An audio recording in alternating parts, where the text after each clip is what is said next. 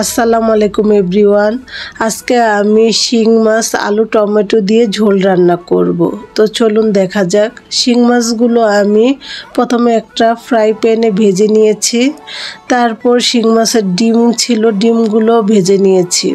তারপর একটা পাত্রে তেল দিয়েছি, পেঁয়াজ কুচি আর তেজপাতা দিলাম, আদা রসুন, হলুদ, মরিচ,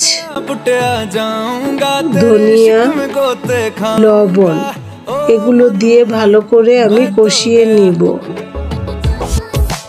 ভালো করে কষানো হয়ে গেলে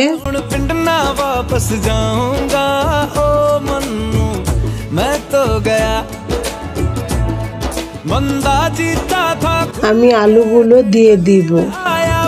আলুগুলো ভালো করে নেড়ে চেড়ে আমি কষিয়ে নিব আর কিছু পানি দিয়ে দিলাম।